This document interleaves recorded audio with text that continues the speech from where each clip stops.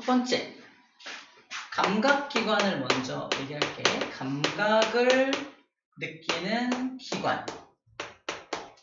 감각기관을 다른 말로 관자를 빼고 말하기도 해요. 감각기. 우리가 가지고 있는 감각기는 뭐가 있니? 이 말이 우리가 갖고 있는 감각기관이 뭐가 있습니까? 라는 질문과 같은 말이야. 같은 말입니다. 그래서 이걸 외울 때는 오감이라는 말 들어봤죠? 오감. 사람은 오감이 있다. 5가지 감각기관이 있다는 뜻이에요. 오감이 바로 눈, 귀, 코, 입, 피부로 기억을 합니다. 눈, 귀, 코, 입, 피부. 다 써있죠? 눈, 귀, 코, 이게 입이야. 입, 피부, 그죠? 다 써있잖아요. 오감을 배운다는 얘기야. 여기서 오감을 배우는 거고요. 눈에서 느끼는 감각을 시각이라고 하나. 시각. 각이란 말은 감각을 말하는 감각. 눈에서 느끼는 감각을 뭐라고 하니? 시각입니다. 눈에서는 어떤 정보를 받아들이니? 시각 정보를 받아들입니다. 등등 이런 식으로 표현을 하는 거야. 귀는 어떤 감각을 받아들이니? 한자죠? 청, 들을 청자 써서 청각 정보를 받아들인다 라고 표현을 합니다. 코는요, 코 후자 써서 후각이라고 말해요. 그죠? 후각 정보를 받아들인다. 입은요, 미각이라서 미자 써서 미각을 느낀다 라고 표현을 하고요. 피부는 그냥 피부 감각이라고 많이 부르는데 촉각은 피부 감각 중에 하나라서 피부 감각이라고 할게요. 피부 감각. 피부 감각이 여러 개가 있어요. 피부 감각이라고 쓰고요. 추가적으로 알아야 될 게 귀가 청각만 담당하는 게 아니라 귀가 평형 감각도 담당을 해요. 평형 감각. 눈을 감고 머리를 이렇게 왼쪽으로 기울여봐. 기울어진 게 느껴져 안 느껴져? 느껴지거든요. 느껴지거든. 내가 이렇게 딱 눈 감고 있는데 누가 나를 번쩍 들어서 뒤집었어. 알아 몰라? 알지, 그죠? 어떻게 아냐면 귀가 있기 때문에 아는 겁니다. 근데 귀의 일부가 파손된 사람은 뒤집어도 몰라. 자기 감각을 못 느껴. 이런 평형 감각을 귀가 느끼는 거야. 쌤 고모님들 중에 중이염이 너무 심해가지고 한쪽 귀 안쪽을 이렇게 도려내신 분이 있거든요. 그러니까 평형 감각을 잘 못 느끼시고 한쪽만 가지고 평형을 느껴야 되니까 조금 이렇게 어지러움도 잘 느끼시고 이런 분이 계세요. 그러니까 귀가 그만큼 평형에도 관여한다는 거 기억을 하자는 얘기입니다. 일단 피부 감각은 종류가 5가지 종류가 있거든요. 실험을 해보자. 자기 피부를 때립니다. 빡! 하는 거야! 아프잖아. 아픔을 느끼는 감각점이 따로 박혀있다. 근데 아픔을 느끼는 감각점이 우리 피부에 제일 많이 있어. 그걸 통점이라고 해요. 통점. 아픔을 느끼는 감각점, 통점이 있다라고 표현합니다. 그 다음에 두 번째로 많은 감각점이 압점이야. 압점. 압점은 압력을 느끼는 감각점. 이렇게 누르는 게 느껴지잖아. 압력. 이렇게 꽉 누르면 느껴지는 게 압력이야. 아프진 않은데 답답하지. 이런 것들 이게 압력을 느끼는 거야. 그 다음 세 번째가 촉점이야. 이 촉점이라는 게 이렇게 쓰다듬으면 촉각을 느끼는 거야. 촉각. 쓰다듬음을 느끼는 감각점이 따로 있다는 거야. 촉각을 느끼는 감각점이 따로 있다는 거고. 그 다음이 냉점입니다. 냉점은 차가움을 느끼는 감각점이다. 근데 완전 이게 웃긴 게 몇 도부터 차가운 거야? 몇 도부터 차가운 거죠? 그게 개념이 없어. 그래서 정확하게는 변화량, 차갑게 변화하는 걸 느끼는 거야. 다시 말해서 쌤 피부가 차갑니 따뜻하니?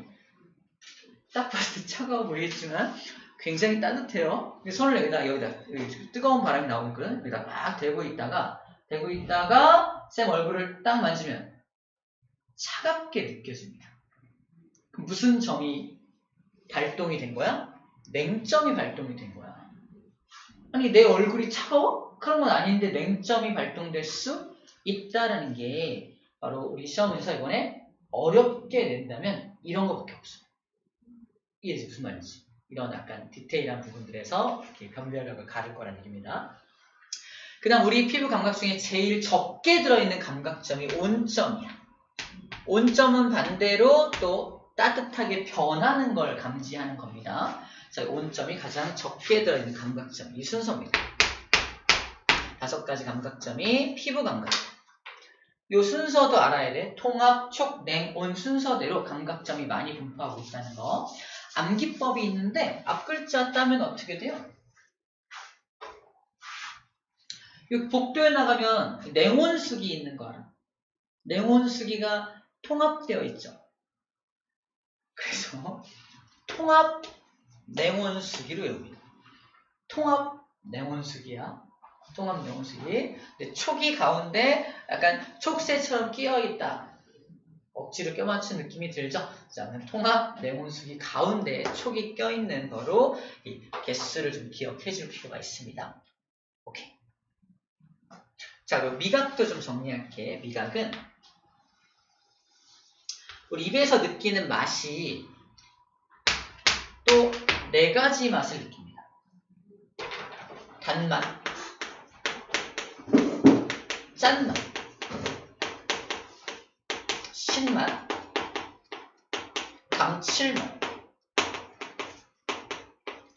빠진 맛이 있나? 단맛, 짠맛, 신맛, 감칠맛.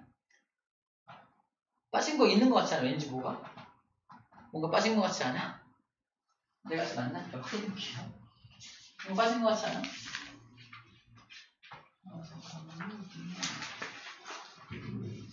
단맛, 짠맛, 신맛, 쓴맛. 쓴맛 떨어져. 쓴맛도 있네. 쓴맛. 5가지 맛을 느낍니다. 혀에서는 5가지 맛을 느끼는데 그래도 빠진 게 있는 것 같지 않아? 매운맛. 그치? 별표. 매운맛. 매운맛은 혀에서 느끼는 미각이 아니라는 게 되게 중요해. 미각이 아니야. 매운맛 나 맨날 느끼는데요. 저 매운맛 되게 좋아하는데 마라탕 겁나 좋아해. 이러잖아. 그치? 매운맛은 어떤 맛이냐면은 피부가 아픈 거야. 통점이. 피부, 그러니까 혀도 피부로 돼 있잖아. 혀에 있는 피부 중에 통점이 아파! 이러고 있는 게 맵네. 이런 느낌이에요. 이래요. 매운맛은 맛이 아니야. 쉽게 말하면 매운맛은 매운 감각이다. 감각 중에 어떤 감각? 아픔이야. 혀가 아픈 게 매운맛이라는 거야. 혀가 아픈 거예요. 또 하나가 있는데 이건 잘 느껴봤는지 모르겠는데 감 덜 익은 감 같은 거 보면 떫은 맛. 떫은 맛. 떫은 맛도 맛이 아니야. 걔는 압점이 작용하는 거야. 떫은 어떤 과일의 그 분자가 혀를 꽉 누르는 압력이 떫다라고 느낀대요. 그래서 떫은 감각입니다. 이거는 압력을 느낍니다. 떫은 감각. 그래서 우리가 기억할 건 뭐다? 5가지 맛이 미각이고요. 미각. 맛은 5가지 맛이 있는 거고 나머지 2개 굉장히 유명한 어떤 맛이라고 알고 있던 이것은 뭐다? 결국은 피부 감각이라고. 피부 감각. 피부 감각이 2가지 맛을 결정한다는 겁니다. 또 되게 낯선 맛이 하나 있죠. 어떤 맛? 감칠맛. 그죠? 되게 낯선 맛. 감칠맛이 뭐야? 엄마가 국수 끓여주실 때 먼저 국물을 막 내잖아. 또는 이렇게 육수 낸다고 하지. 육수. 그러니까 고기 국물의 맛. 육수 맛이 감칠맛이야. 맹물로 끓일 때의 어떤 그런 맛과 육수를 내서 끓일 때 맛이 약간 깊이가 다르지. 그래서 그것 우리는 감칠맛이 돈다라고 표현합니다. 그러니까 우리 입장에서는 약간 고기 국물 맛이 나면 엄마 감칠맛이 좀 있는데 이렇게 말하면 돼. 어디가 감칠맛을 알아? 알지? 배웠어. 고기 국물 맛, 그죠? 육수 맛 이렇게 말하면 돼요. 더 엄마한테 놀라움을 선사하기 위해서는 엄마 그게 무슨 맛이냐면 아미노산의 맛인데 아미노산 중에서 글루탐산이라고 하는 아미노산의 맛이야, 엄마. You know? 막 이렇게 말하는 거죠. 엄마, 아미노산이 왜, 아미노산이 모이면 단백질이 되거든. 그게 고기잖아. 고기 국물 맛은 고기를 막 푹 삶으면 거기서 아미노산이 뜯어서 나오는데 그 아미노산 중에서 글루탐산이라는 아미노산을 우리가 마셨을 때 감칠맛이 난대요. 되게 낯설지만 외워놓으면 한 번쯤 써먹을 수 있습니다.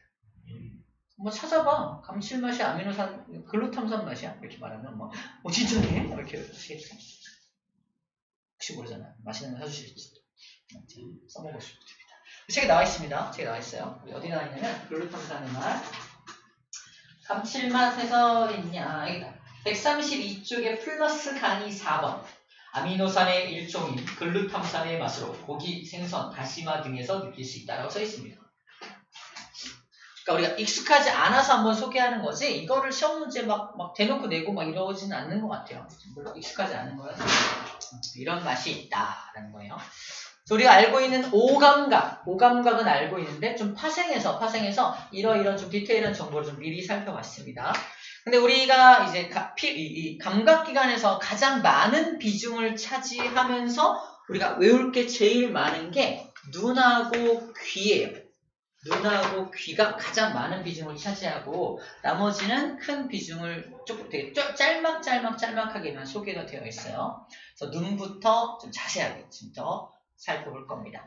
눈에 대한 테마는 1번과 2번, 눈과 눈의 조절 작용에 대한 내용을 지금부터 얘기를 할게요.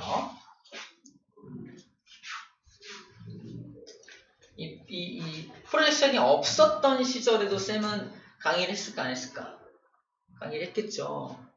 엄청난 그 그림 솜씨 숨기느라 되게 힘들어요.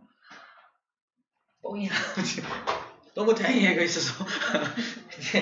근데 이제 이거는 이 눈 같은 경우는 쌤이 실제 그림을 그리면서 해야 좀 더 여러분들이 해부학적으로 좀 알아듣기 좀 쉬운 것 같아서 직접 한번 그려볼게요. 자, 눈. 자, 눈은 눈 좀 빼봐. 하나만. 잠깐만 빼면 돼. 안 되나요? 빼면 터지나요? 아니야, 터지지 않고 이 눈을 보호하는 하얀색 막이 있어서 툭 뺄 수도 있어요. 사실 다시 누면 됩니다. 근데 이 눈이 근데 이제 신경 연결돼 있으니까 좀 위험하죠. 그럼 안 될 때. 어쨌든 눈은 내가 만약 손가락으로 툭 찔렀어. 터지나요? 아니야. 그게 왜 그러냐면 눈을 보호하는 막이 있기 때문에 그래요.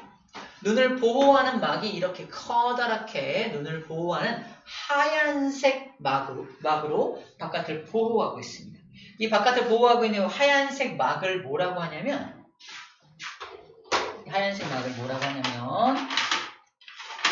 마음이 아니라 하얀색 막을 공막이라고. 공막.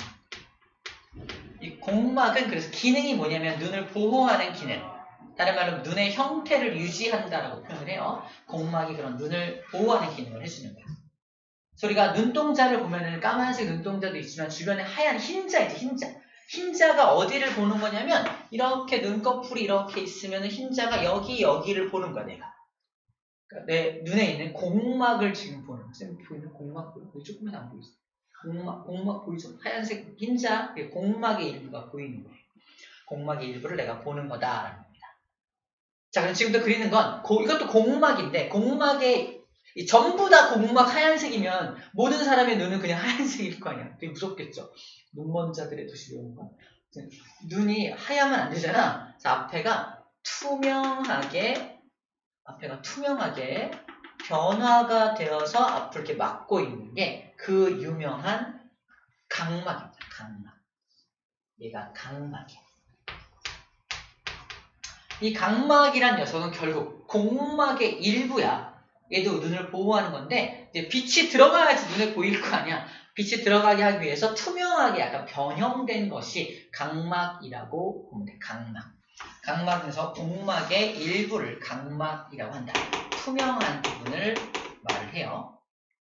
그래서 여기에 나무 한 그루가 이렇게 서 있다라고 해볼게요. 나무가 서 있는데, 자, 이 나무를 맞은 빛이 이렇게 눈 안으로 들어가면은 이 각막은 통과하겠죠? 각막이 통과할 텐데, 들어가면은 뭘 지나가게 되냐면은, 이 안에 들어있는 이렇게 생긴, 크다. 렌즈 같은 역할, 렌즈의 역할을 하는 파란색. 이렇게 렌즈의 역할을 하는 어떤 물체를 지나가게 되거든요. 렌즈 역할을 하는 이 녀석을 우리는 뭐라고 하냐면 수정체라고 해요. 수정체. 렌즈 역할에서 빛이 들어가면 이렇게 볼록 렌즈처럼 이렇게 모아줘. 그래서 빛이 이렇게 여기를 통과하게 되면 이렇게 모이고 이렇게 모여서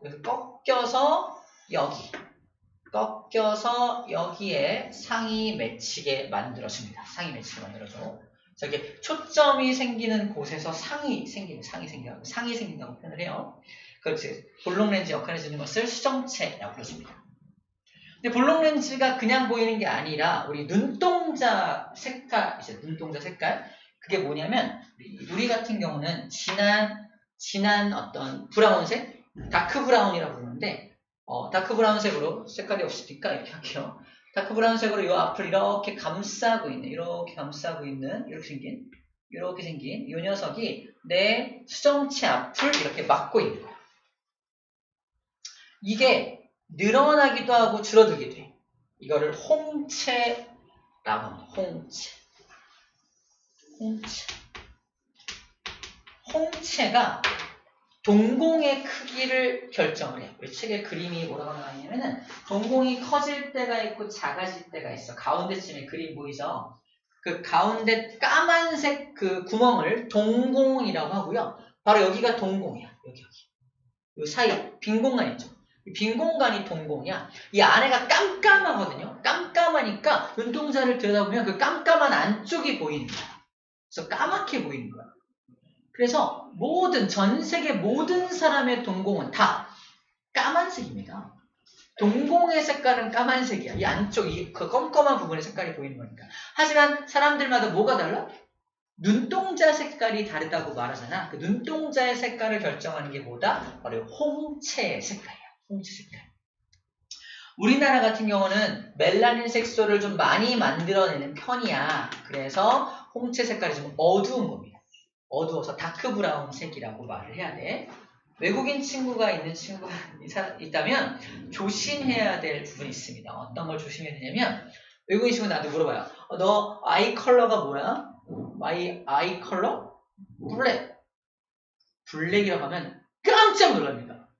외국인들에게 블랙이란 블랭크, 눈동자가 없다는 뜻이래요. 큰일 납니다. 까만색이야 블랙? 오마이갓 이러지. 큰일 나요. 블랙이라 하면 안 되고 다크 브라운 이렇게 말해요. 다크 브라운 이렇게 말하는 거예요.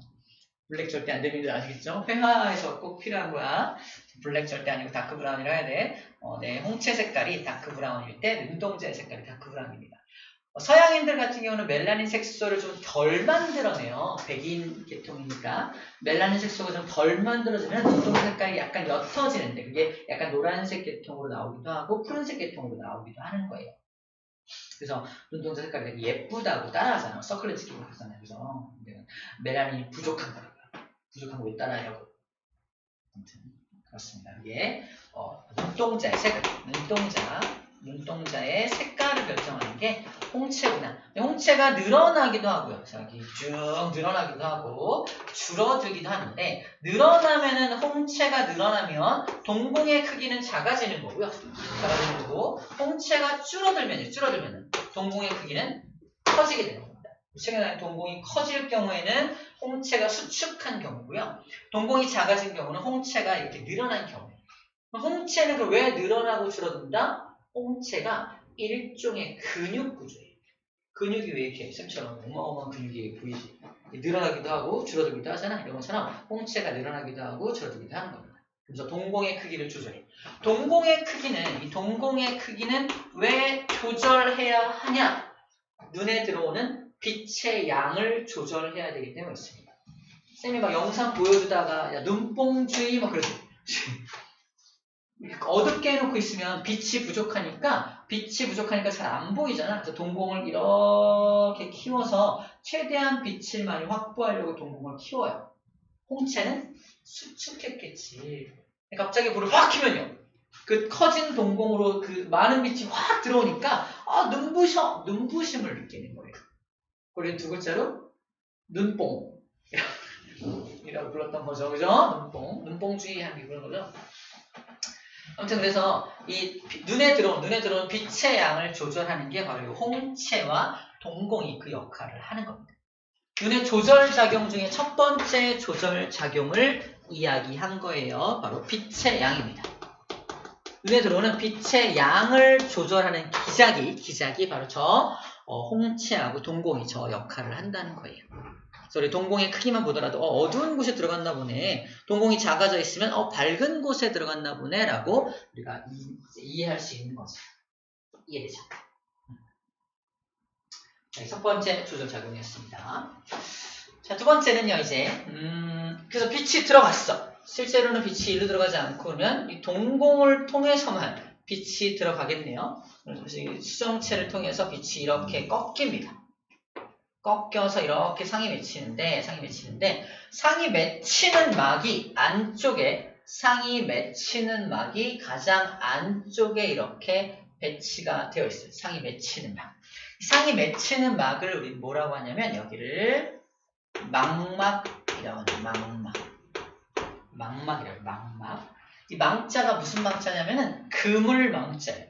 정말 그물망자.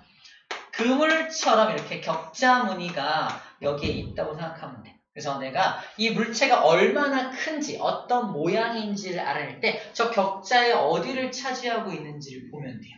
그래서 격자에 얘가 뭐 요딴 식으로 이렇게 차지할 거 아니에요. 이렇게 거꾸로.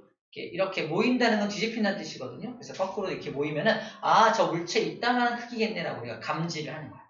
이게 망막이 있기 때문에 망막의 격자를 세가지고 뇌가 인식을 하는 겁니다. 자, 그리고 이 안에는 깜깜해야 한다 그랬잖아. 이 공막이 보호하는 기능을 하고 하얀색이라서 안을 완벽하게 깜깜하게 만들지는 못하거든. 그래서 안쪽을 완벽하게 깜깜하게 만들기 위해서 안쪽에 막이 하나 더 있다. 완벽한 암실. 완벽하게 이 안을 깜깜하게 만들기 위한 막이 하나 더 있는데 이 막의 이름이 맥락막이에요. 맥락막이라는 막이 존재합니다. 맥락막. 그래서 우리 눈을 구성하는 막이 3개의 막으로 3개의 막으로 구성되어 있습니다. 각각 역할이 좀 다르죠? 공막은 보호 기능을 하는 거고 맥락막은 암실을 만들어주는 역할을 하는 거고 망막은 상이 맺히는 곳이 망막인 거야. 상이 맺히면. 상이 맺히면 눈이 보는 게 아니야. 상이 맺히면 그 상이 맺힌 정보를 받아가지고 이거를 뇌한테 보내줘야 뇌가 보는 겁니다. 눈이 보는 게 아니야. 눈은 그냥 정보를 받아들여주는 장치이기 때문에 이런 정보가 왔어요 라고 뇌한테 그 정보를 보내줘야 되는 거야. 자, 뇌한테 정보를 보낼 때 맞춰봐. 눈이 무선으로 보내줄까? 유선으로 보내줄까? 와이파이가 여기 설치되어 있네요. 아니겠죠? 유선입니다. 우리 몸속엔 다 유선으로 연결돼요. 유선. 우리가 그 신호를 전달하는 그 유선을 뉴런 또는 신경세포 이렇게 불러주는 거예요. 그러니까 유선, 길쭉한 세포가 있거든. 길쭉한 세포가 이렇게 빠져나가서 눈에서 빠져나가가지고 뇌로 연결이 되어 있는 거예요. 뇌가 보는 겁니다. 그럼 이게 신호를 받아들이기 위해서는 세포가 필요한데 그 세포들이 망막에 잔뜩 세포가 배치가 되어 있어요. 세포가. 이 망막에 세포가 배치되어 있어서 이 빛이 들어오면 그 빛을 세포들이 감지하는 거야. 세포가 저한테 빛이 왔어요! 이런다고요. 세포가. 그래 너한테 왔어? 그러면 어떻게 생겼어? 이렇게 생겼어? 이렇게 말할 거 아니야? 세포가 자기가 받은 정보를 유선으로 뇌한테 보내야 되니까 그 유선을 이렇게 보내줘야 될 거 아니야? 신기하게도 유선이 잘 봐. 어떻게 뻗어 있냐면 안쪽으로 유선이 지나가요. 요 세포한테 연결된 선이 안쪽으로 연결했어. 그럼 뇌로 가야 되니까 어딘가는 뚫고 이렇게 뇌로 가야 합니다. 모든 세포가 그 유선을 이쪽으로 뚫고 나가요. 바로 여기 부분, 여기도 여기를 뚫고 이렇게 나갑니다. 나도 이렇게 뚫고 나가고, 뚫고 이렇게 여기를 뚫고 나가요. 여기. 그러면 바로 여기 부분, 여기 요 부분, 여기 부분에는 이 빛을 감지하는 세포가 존재할 수가 없는 부분이 나타나. 다발이, 신경 다발이 뚫고 분의 일부분을 뚫고 나가는 그 부분은 신경세포가, 시각세포가, 눈을 구성하는 이 시각세포가 존재할 수 없는 곳이 여기 이 부분, 시각세포가 존재할 수 없는 부분이 나타난다는 거지. 그래서 이 물체를 이동시켜서 여기 있을 때는 상이 여기 맺히거든요. 올라가면 상이 이렇게 들어와서 여기 맺혔다가 더 올라가면 여기 맺히는 경우도 있다. 그러면 보이지 않게 돼요. 순간 사라집니다. 그러니까 좀 더 가면 여기 맺힐 때 또 보여. 그래서 여기 맺히면, 상이 여기 맺히면 안 보이는 부분이 눈마다 다 있는 겁니다. 이 부분을 뭐라고 한다? 여기 부분을 바로 맹점. 우리를 맹인으로 만드는 점, 맹점이 있다라고 말해요. 맹점이 있다고 말해요. 맹점 테스트 하는 게 여기 적혀져 있거든. 거기 써서 있는 대로 한번 해볼래요? 맹점 테스트. 나도 맹점이 있나? 테스트 한번 해보세요. 130조 플러스 강의 1번에 나와있죠. 좀 더 가까이 가야 돼요. 가까이. 한 10cm에서 20cm 사이, 요 사이에서 이렇게 맹점이 나타나거든요. 굉장히 가까워야 돼. 그래서 발견한 사람은 쌤한테 저 정상이에요 라고 말해주면 됩니다. 확 움직여요. 천천히 움직여요. 천천히 움직이면 어느 순간 병아리가 사라질 때가 있어요. 확인했어? 오케이. 정상 한명 나왔고요. 정상 한명 나왔고. 좀 더 가까워지지 않을까? 몇 센치쯤 됐어? 몇 센치? 6. 너와 그 책 사이의 거리. 15cm? 15에서 20 맞습니다. 15에서 20cm 정도. 대부분 사람들이 비슷해서 너무 가까우면 안 되고 한 15에서 20cm 떨어져야 돼. 지금은 좀 더 떨어져야 돼. 확인했어? 정상이에요? 정상이에요. 비정상이지. 확인했어? 안 되지? 무슨 말이 모르겠어? 오른쪽 눈을 가리고 왼쪽 눈으로 병아리 그림을 응시하다가 오른쪽 방향으로 숫자를 차례대로 하나씩 봅니다. 그럼 여기에 병아리가 뜨는 거예요? 왼쪽 눈으로 병아리를 보다가 오른쪽 방향으로, 그러니까 병아리를 이렇게 가까운데 병아리를 보고 있다가 눈동자를 이렇게 1, 2, 3, 4 이렇게 바꾸는 거죠. 병아리가 사라지는 때가 있다.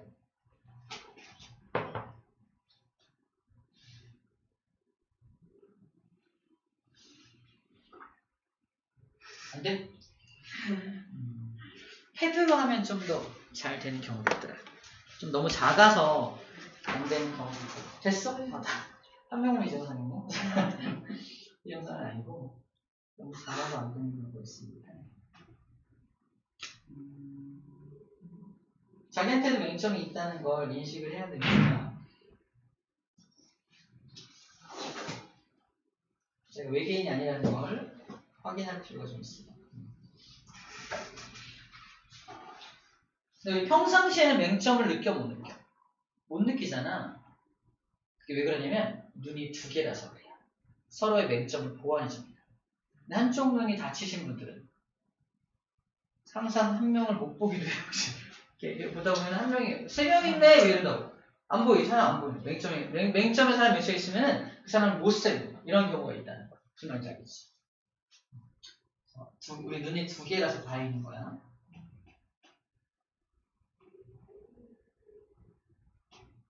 조금 크게 하고 만들까요? 눈을 정상으로 만들고 가야 돼. 거짓말처럼 사라져요. 거짓말. 얼마나 봐야 돼요? 거리는 한 15cm 정도 떨어진 상태에서 떨어진 상태에서 이렇게 약간 이렇게 왔다 갔다 하고 거리 지금 다른 사람들이 한 6번 정도 물 때 좀 사라진대. 지금 옮기다가 6번 정도 좀 물 때 사라진대. 조금만 더 떨어져 볼까? 그 정도.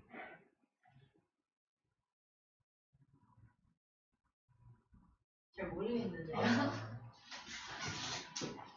있어요. 그래서 한번 해볼게. 저번에 찾았었는데 오른쪽 눈가이지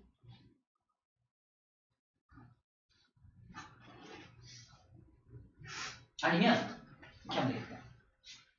아예 6번을 보고 있어. 오른쪽 눈 가려. 6번을 쳐다봐. 그리고 앞뒤로 왔다 갔다 천천히 왔다 갔다 하면은 병아리가 사라지는 데가 있어요. 머리로 왔다 갔다 해. 아니 앞뒤 아니 얘를 이렇게 해서 이렇게 왔다 갔다 이렇게 거리를 바꿔가면서 병아리가 사라지는 데가 있다는 찾습니다. 됐어? 네. 오 맞아 됐어. 이렇게 찾는 거예요. 힘들다. 자기 맹점을 그러니까 맹점 테스트를 한 번도 아마 안 했던 친구들이 많아요. 그래서 중3 올라와서 나도 맹점이 있구나라는 걸 처음 아는 거죠. 맹점이 어딘지도 이제 알아야 한다는 거예요. 고등학교 올라가면은 이게 코에서부터 17.5도까지 떨어져 있다고 막 배우기도 하는데 맹점은 요즘에 중앙으로부터 17도 정도 떨어져 있는데 여기에 맹점이 존재합니다. 그 다음에 반대로 오히려 시각세포가 엄청 많이 모여 있어서 되게 잘 보이는 게 딱 정가운데 여기 시각세포가 엄청 많이 모여 있어서 여기에 딱 어떤 상이 딱 맺히면 엄청 선명하게 잘 보이는 구간이 있어요. 여기를 맹점의 반대말로 황반이라고 황반의 상이 맺히면 엄청 잘 보인다고 합니다. 자, 주목 또는 주시해 이때 딱 정확하게 할 때 나의 상을 황반에 맺히게 해 이 뜻이야. 앞으로 선생님이 주목하면 황반에 딱 가운데 맺히게 해야 되는 거 알았지? 그게 이제 과학적인 주목입니다. 아시겠죠? 이렇게 보면 됐어 맹점에 치려 그죠? 선생님 맹점이야 이렇게 하는 거죠? 맹점에 치면 안 됩니다. 황반에 딱 상이 맺히는 걸 주목한다, 주시한다 이런 식으로 표현을 해요. 아무튼 그렇습니다. 그러니까 시각세포가 굉장히 많이 모여있는 거지. 그래서 시각세포가 모여있는 막이 어디입니까? 그러면 일단 망막이라고 대답을 해야 되는 거고 망막 중에서도 가장 많은 시각세포가 모여있는 곳이 어디입니까? 그러면 황반이라고 말하는 거고 망막에서 시신경이 빠져나가는 구간으로서 시세포가 전혀 존재하지 않는 곳은 어디입니까? 그러면 맹점입니다. 라고 말하시는 겁니다. 또는 여기에 상이 맺히면 상이 보이지 않게 되는 곳이 어디입니까? 그래도 맹점입니다. 라고 대답해 주면 되는 겁니다. 됐죠? 이런 정도 해주면 됩니다. 그 눈동자 가운데는 비어 있을까요? 아니야. 어떤 액체로 가득 차 있습니다. 이 액체를 뭐라고 하냐면 유리체라고 유리체. 액체도 가득 액체로 차 있고 투명하겠죠? 투명한 액체로 가득 채워져 있습니다. 제가 유리체를 먹어본 적이 있어요. 어른들이 가끔 먹어요. 누구의 유리체를 먹냐면 참치 눈알. 나쁘죠? 참치 눈알이 이만한 거예요. 어떻게 잘하는 것 같죠? 아빠가 먹는 날? 먹어본 적 있나요? 아니죠? 본 적 있어요? 이게 언제 먹냐면 아빠, 엄마 등등 이제 참치를 먹으러 가면 거기 참치를 썰어주시는 분이 계셔. 실장님이라고 거기 나오셔갖고 저는 서비스로 눈물주를 좀 드리겠습니다. 눈물주가 뭐예요? 참치 유리체를 얼려서 소주에 넣어주면 녹을 거 아니야? 영양가 쫙 이러면서 먹는 아주 잔인한 인간들의 후면을 보고 있습니다. 눈물주라는 쌤은 아주 오래전에, 지금 현재는 아니라 오래전에 끌려가서 한번 먹어본 적이 있던 것 같아요. 회식할 때, 회사 다닐 때 유리체를 먹기도 합니다. 어쨌든 근데 눈에 이 시세포들한테 영양분도 공급이 돼야 되니까 유리체 안에 영양물질이 좀 풍부하게 있는 것으로 알고 있습니다. 알고 있어요. 다음 거 같네요. 저 눈의 구조 어디다 빠진 거 있나요? 망막, 맹점, 시각신경, 맥락막, 공막, 선모체. 선모체 얘기를 할게요. 선모체. 이거는 여기로 확대해요. 요 부분을 좀 확대를 좀 해볼게요. 확대를 좀 하면은 이게 요 녀석이 요 녀석이 수정체입니다. 수정체가 이 모양을 유지하고 있는 게 아니라 유리는 유리인데 플렉서블한 유리야. 뭔 소리냐면 이렇게 늘어나기도 하고 두꺼워지기도 하고 이런 유리입니다. 이런 유리야. 얘를 당기고 미는 장치가 필요할 거 아니야? 그래서 얘를 당기고 미는 장치가 얘가 선모체야. 선모체는 그래서 이렇게 생긴 근육 구조가 선모체입니다. 책에 아주 그림이 잘못 나온 게 선모체하고 바로 수정체만 그려놨어요.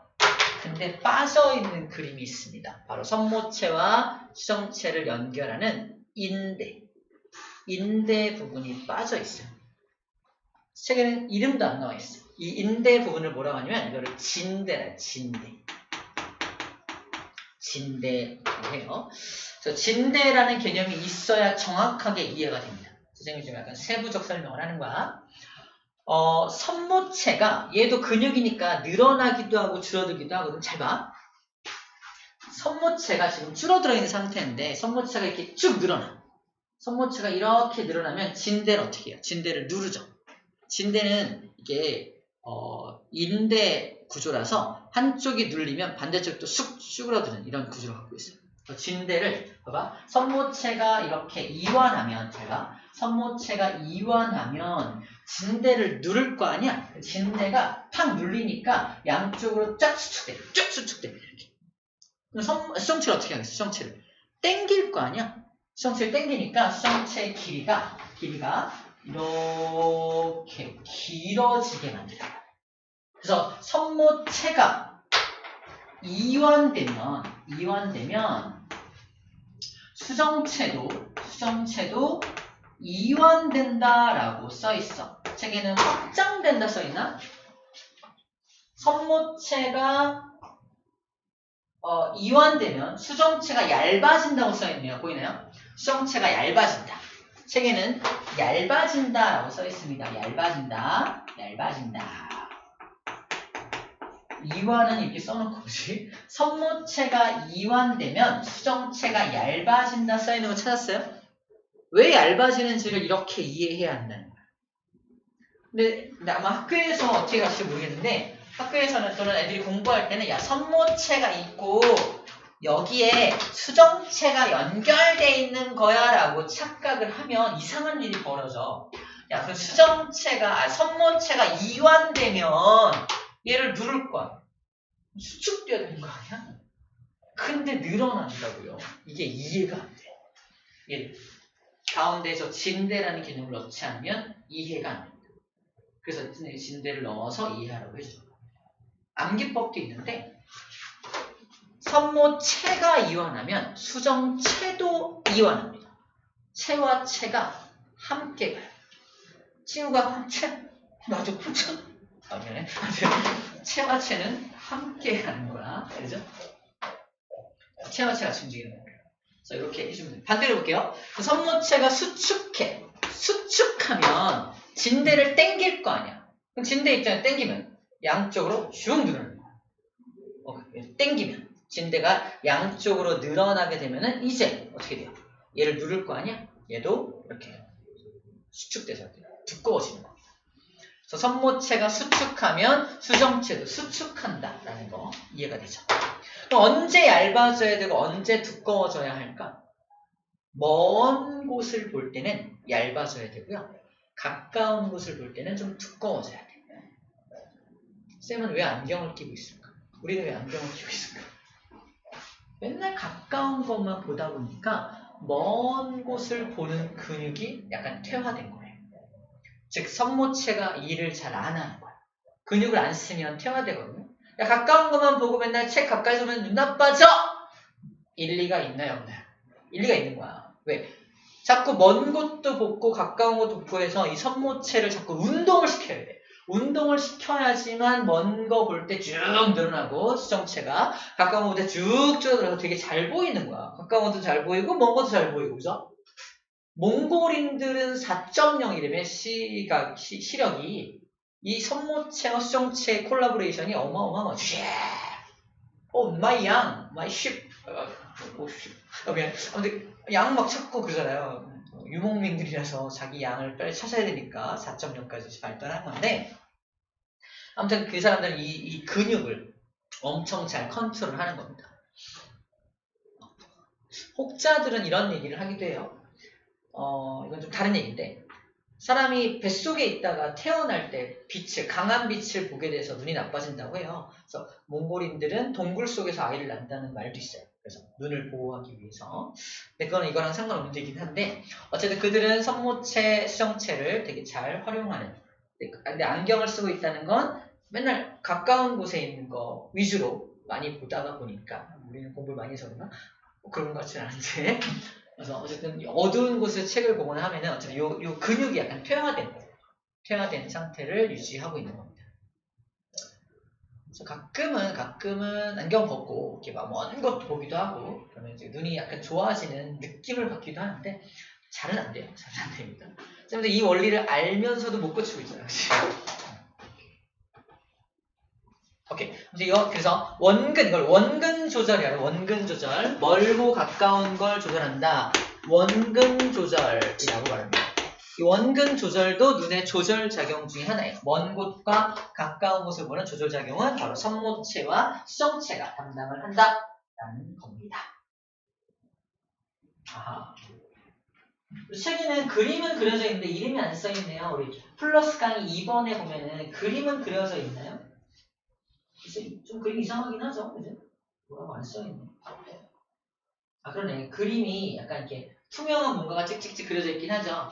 근데 그게 진대라고 써있진 않죠. 그 진대의 기능이 굉장히 중요합니다. 그래서 진대를 꼭 기억해야 이제 이해가, 상식적으로 이해가 되는 거야. 자, 이제 시각 성립 경로를 좀 볼게요. 자, 시각. 이 나무를 맞은 빛이 제일 먼저 어디를 통과하냐면 각막을 통과합니다. 두 번째로는 어딜 통과한다고 말하냐면 수정체를 통과한다고 말해요. 쌤, 동공은요? 동공은 구조물이 아니야.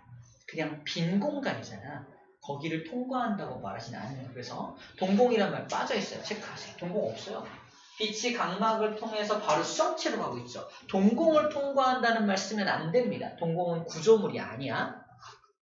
그래서 수정체를 지나서 유리체를 지나서 망막에 상이 맺히면 망막에 있는 시각세포, 여기 뭐라고 써있어? 그래서 망막에 시각세포 써있네요. 망막의 시각세포를 자극해서 망막의 이 신호를 시각신경을 따라서 뇌로 보내주는 걸 이제 시각의 성립경로, 다른 말로 물체를 보는 과정이라고 써있습니다.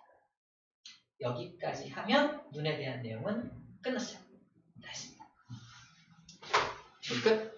1번, 2번 끝. 피부까지 하고 바로 이제 문제 좀 풀어볼 텐데, 자, 피부는 아까 다 했어. 피부는 어디 갔어? 어디 다 지웠나? 피부는 통합, 촉, 냉, 온 5가지 감각을 느낄 수 있다고 그랬고요. 감각점이 제일 많은 게 통점이 제일 많다고 했었죠. 통점이 얼마나 많은지를 실험을 한 게 한 장 넘기면 나오거든요. 이거 여러분 할까? 두 장. 그냥 피부의 감각점 분포조사해서 이쑤시개로 이렇게 널찍하게 만들어서 이렇게 찍어서, 야, 이쑤시개로 찍었는데 몇 개를 느껴져? 하나. 2개인데! 이러면서 하는 실험이 있어요. 이렇게 찍어보면은, 그러니까 감각점이 아주 듬성듬성. 등 같은 경우는 이게 등이야. 등 같은 경우는 감각점이 진짜 듬성듬성 이런 감각점이. 손가락 끝에는요, 손가락 끝에는 감각점이 엄청 많아요. 손톱 막 찔리면 엄청 아프잖아. 감각점이 많아서 그렇거든요. 감각점의 밀도가 엄청나게 차이 납니다. 그래서 저 실험이 뭐냐면 이렇게 해서, 야, 이거 2점이잖아 분명히. 여기를 찍는 거야. 땅 찍어. 몇 개는 느껴져? 하나. 왜? 감각점 하나만 자극이 되거든요. 손가락 찍으면 2개잖아! 이렇게 되는 거지. 이게 이제 감각점이 어디 많이 분포하는지를 알아보기 위한 실험으로 저런 실험을 한다는 정도만 이해하면서 찍어보고 있는 거예요. 그래서 사람들이 그 등을 쓰다듬으면 잘 모르는 경우가 있는데 머리를 쓰다듬거나 입술을 쓰다듬어. 입술이 엄청 예민해요. 입술. 살짝만 이렇게 해봐. 어우, 엄청 만져요. 그렇게 하면 되나? 이렇게 실제로 만져봐야 돼. 입술이 엄청 예민해요. 입술의 감각점이 정말 많아. 그래서 생식기, 입술, 손가락 뭐 이런 쪽이 엄청 많이 있거든요. 감각점이. 그래서 연인들이 키스를 하는 거야. 엄청난 자극이 오기 때문인가 봐요. 아무튼 그래서 다른 얘기긴 한데 감각점이 그렇게 피부, 그러니까 부위마다 다르게 분포한다는 거 그거를 얘기하고 있는 겁니다. 그 실험을 하는 거야. 어쨌든 그래서 통점이 제일 많다. 그 다음에 앞, 촉, 내, 온 순서로 있다는 거 그거 확인하는 실험인 거예요. 자, 그래서 피부 감각은 그렇게 일단 정리하고 다 했네요. 다 했고 거기 피부의 온도 감각에서 아까 했던 얘기야. 자, 양손을 하나는 15도에 집어넣고 하나는 35도에 집어넣고 있어. 얘는 약간 15도니까 약간 좀 미지근하다 느낄 거고요. 35도면 내 손과 비슷하니까 얘도 미지근한가? 약간 서늘하다 차갑다 느끼겠네요. 그리고 동시에 25도로 동시에 옮겨. 같은 온도니까 똑같은 감각을 느껴야 되는 거 아니야? 아니야. 왼손은 뜨거워, 따뜻해라고 느끼고 오른손은 차가워라고 느낀다. 그게 아까 말했던 거예요. 변화를 어느 쪽으로 변화되었느냐를 느끼는 거지 절대적인 어떤 값을 느끼는 게 아니다라는 얘기를 우리 플러스 강의 3번에서 해주고 있는 거예요. 오케이, 문제 풀어볼게요. 문제를 풀어봅시다.